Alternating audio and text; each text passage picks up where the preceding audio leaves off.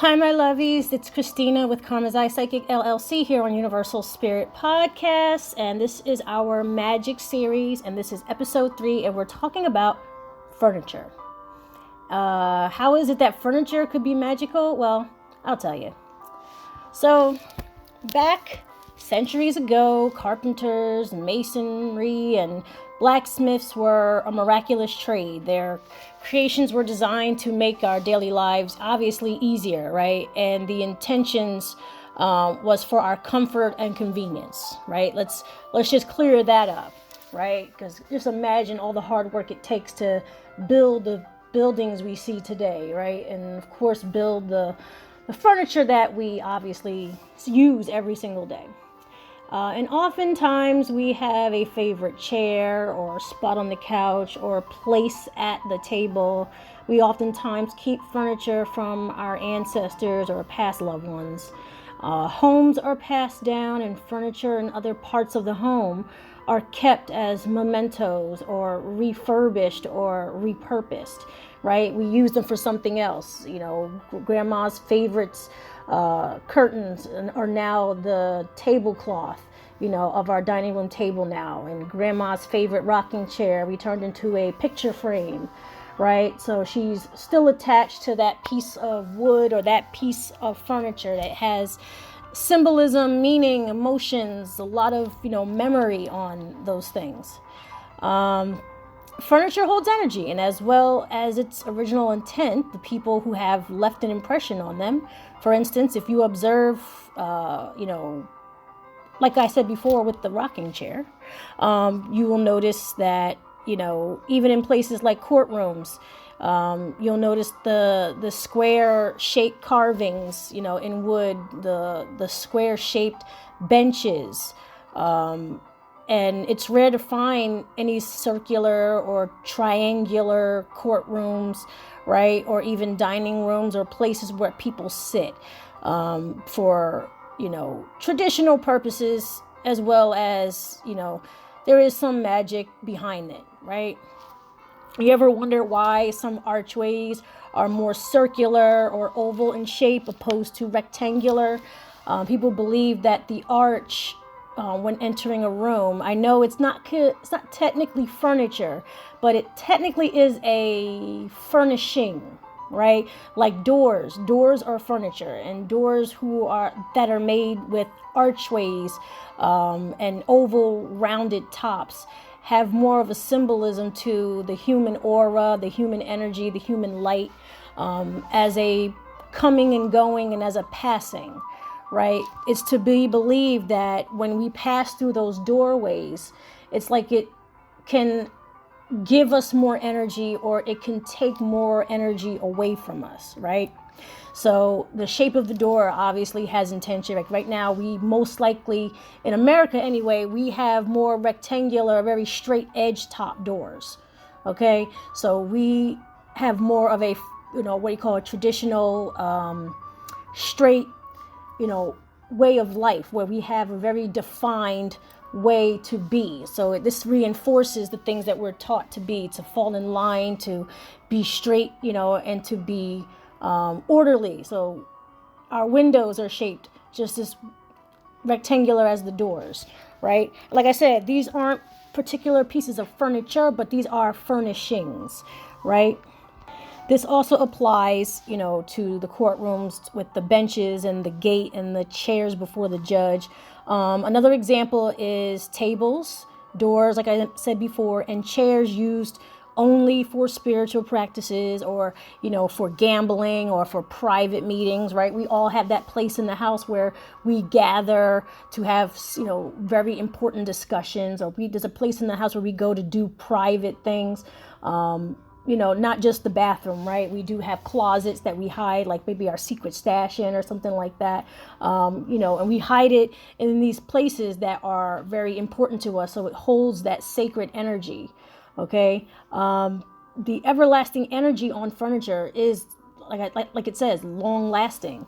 When these pieces of furniture are required soon after the energy of the space, it will morph into the space of its original dwelling. So if you were to get, a chair back in the 1600s that was always sitting in a courtroom. You bring that chair into your house, you might notice that, every time you sit in that chair, you think deep thoughts, and you are very much inspired by intellectual conversations. You are prone to doing research, or that energy will just then take over you, right? It would almost be like a possession, or a little bit of a form of a haunting, so to speak, right? This is particularly useful for thrift store finds. Secondhand furniture can affect your energy, especially when you buy secondhand clothing, right? Ever put on a jacket from a thrift store and then all of a sudden, like, you just feel absolutely amazing, right? Because it's obvious that the person who owned it before you must have really enjoyed their life, really loved their life. They went to work every day, or they just had a happy life, and probably just no longer is living, or no longer fits that coat. But they left their impression on it, which is now affecting you. And of course, this can always go the opposite way, and it can leave very negative effects on us. We can then pick up bad habits, have, dreams, and just start becoming, the energy that is around. And that is clothing as an example, but this also works for, or applies to, furniture.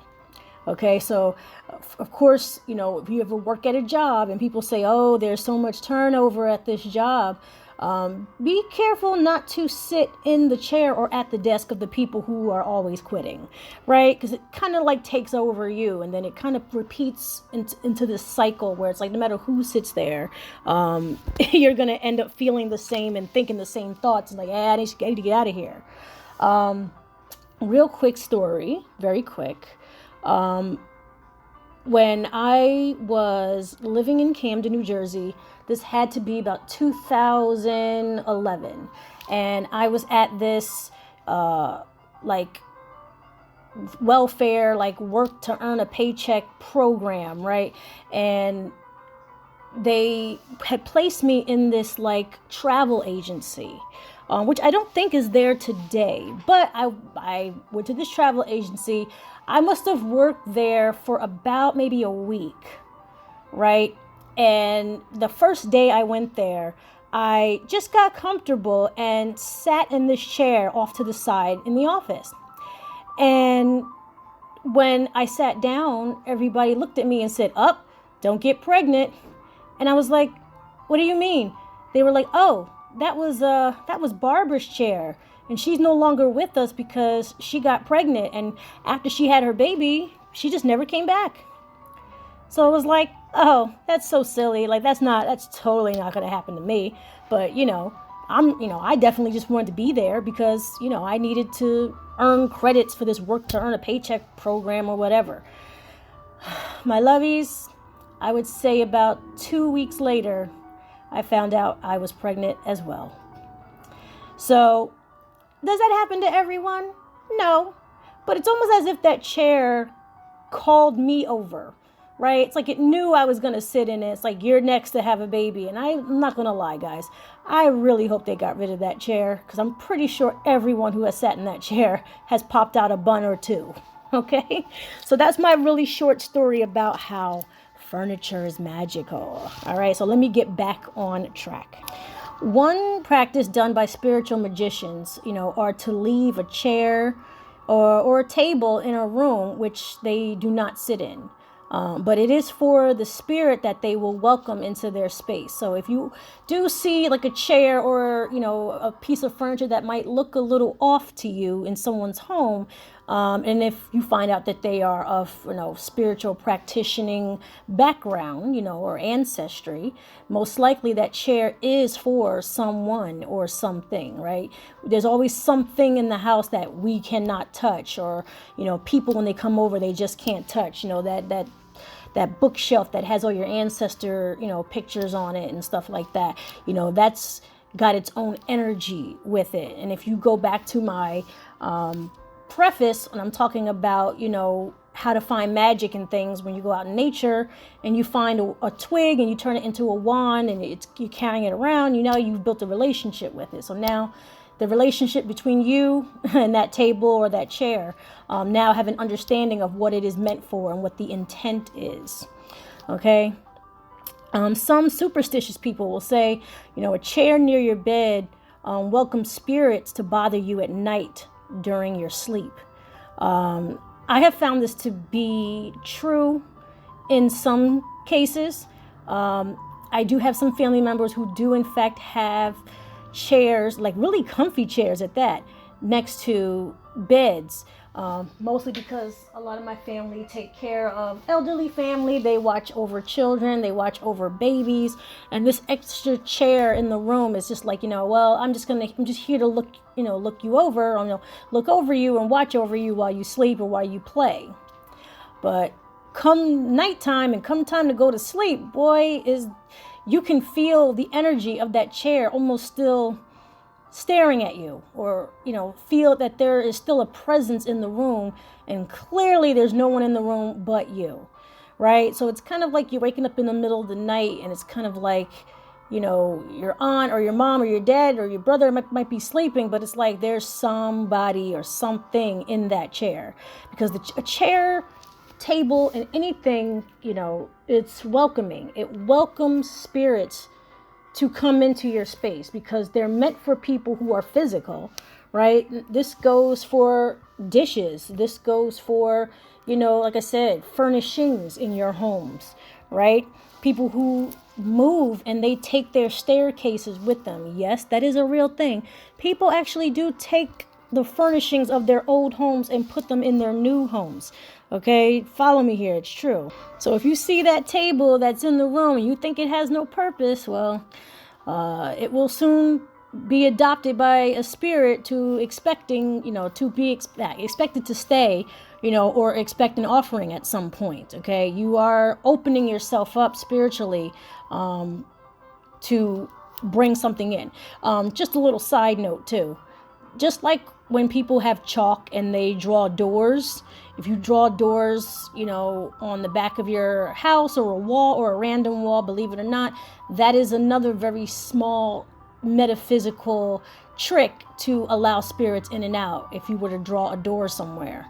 Okay, so your intention is to bring something through, and that's pretty much its focal point. So keep that in mind as well when you're thinking about placing furniture in your home. Make sure your furniture has a use for everyone in the home and for everyone that you want to be there. There have actually been hauntings throughout world history that are directly linked to a piece of furniture brought to a home secondhand. I don't know if you guys remember, whoever's listening, that there was an old Unsolved Mysteries episode about a family who had bought a bunk bed. I think they bought the bunk bed, or the bunk bed was already in the house when they moved there, and they found out later that all the metaphysical, scientific, ghostly hauntings and all this paranormal activity was actually linked to their bunk bed that their children were sleeping on. And eventually, when they were able to figure that out, they actually had the bunk bed destroyed. And from what I remember, that they hadn't had anything, tumultuous happen after that. Like they destroyed the energy, or they took it very far away from them, and it no longer, had any purpose in their life, and they just grinded it to the ground, and somehow the spirits and the chaos was grounded and grinded with it, So it's not uncommon for furniture to be haunting or very spiritually, absorbent, or spiritually magnetic, right? Because it's associated with things that we see all the time. It's very basic. And, people do believe that when you pass on, the afterlife looks similar to the life that we lived the entire time we were, alive. So to see familiar things such as clothing or furniture, right, would give like a signal to say that there is some type of normalcy in your current space. So definitely keep that in mind. But if you're willing to test this theory, for best results, leave a chair in a home and pray and speak to invite the spirits you intend to be with you. Otherwise, you will have an invisible family that you know nothing about.